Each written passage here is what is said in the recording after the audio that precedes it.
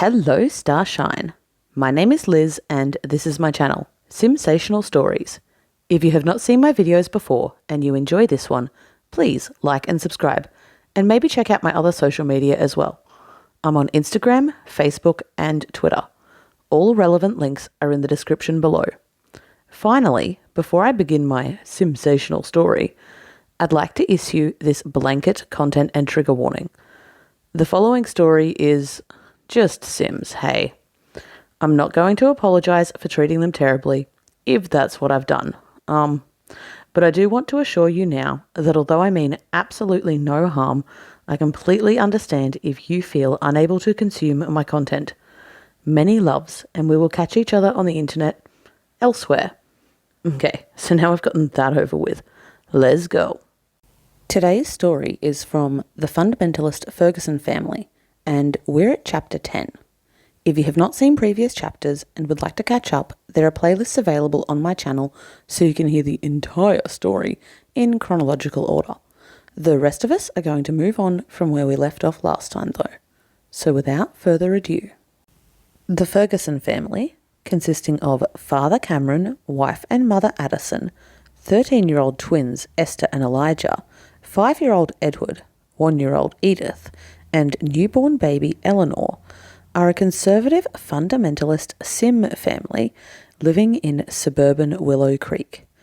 While everyone is of course entitled to their beliefs, and the Ferguson family respect that, they themselves live in a rather different world to that which many other Sims do. Each Sunday, the Fergusons participate in an official holiday, which consists of a community service ceremony, remembrance of the dead, having a consciously thankful spirit, the setting of resolutions, and sharing a grand meal. And on top of all that, they also conclude each Sunday evening with their own private family ceremony. Cameron preaches, and then they all in turn confess their sins of the week to him, which he of course kindly absolves them of. In alignment with their religious beliefs, the Ferguson family practice traditional gender roles, with Cameron going out to work at the local hospital while Addison stays home to care for the house and children. Children who are also being raised with strict differences. Sons Elijah and Edward have been pushed to pursue more masculine hobbies.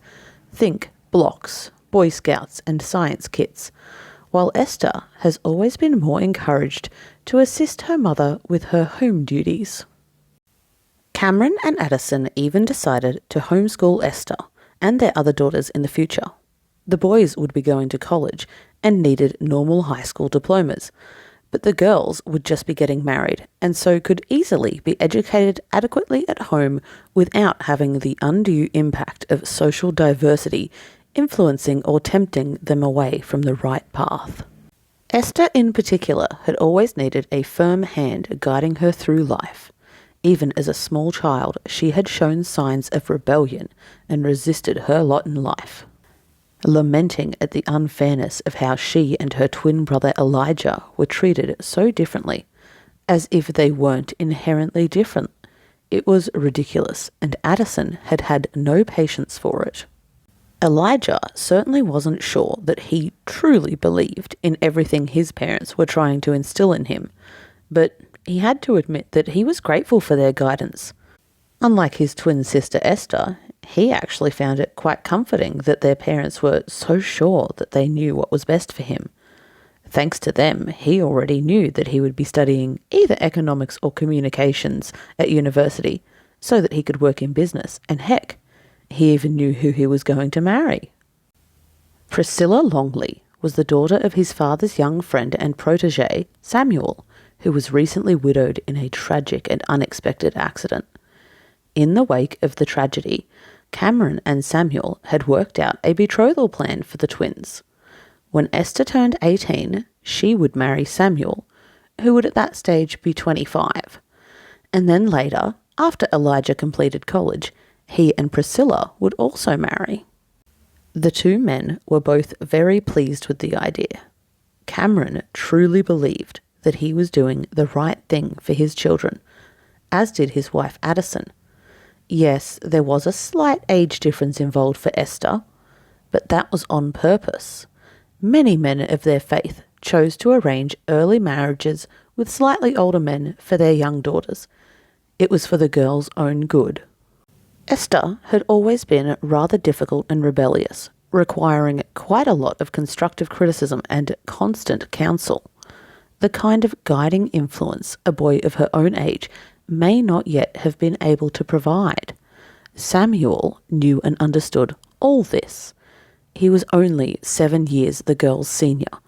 Those years would melt away into nothing as they grew older together, and obviously nothing would actually happen until Esther was of an appropriate age.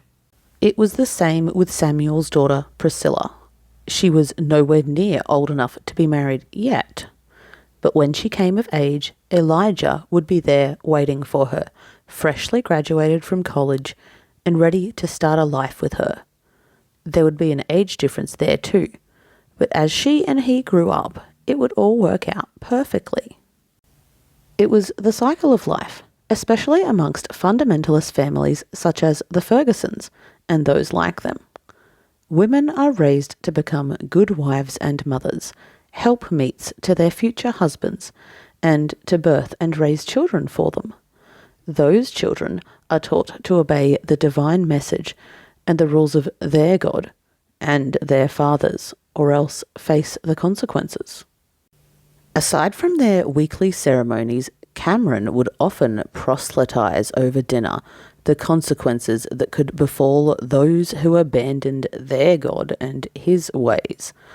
Working at the hospital as a doctor and a surgeon, Cameron had seen it all, from drug addiction to unwed mothers and everything in between. Cameron loved his little girls. They were his princess babies, and he believed that it was his job to safeguard each and every one of them from the moment of their conception until he handed them over whole and pure to their future husbands, as he had once been handed his own wife, Addison. As his daughters grew up, Cameron became more and more determined to protect their purity and innocence. Cameron and Addison had been married now for just over 15 years, and they had both come to one another as innocents on their wedding night. Their marriage had also been arranged, and they had never even been alone together before that night. Although at first it was a little awkward, they had followed their God-given instincts, and in the many years since, there had never been a happier couple. Cameron and Addison wanted their children to find that very same happiness, and Cameron truly knew and believed that the very best way to achieve that was to follow the same basic and divine principles of life they themselves had been raised with. Cameron was a strict and firm father with his children, and as such, growing up under his sheltering roof, they all imagined that no other life was possible. And that brings us to the end of Chapter 10 of the Fundamentalist Ferguson family. If you've enjoyed this video, don't forget to like and subscribe so you can tune in soon to hear the next chapter. If you're a Sims player too and you'd like to download any of my characters to play for yourself, just search the hashtag Simsational Stories on the Sims 4 gallery. All original content is created by This Is Not Eric. And hey, maybe think about sharing my channel with a friend. Or don't. It's your life. Anyway, bye.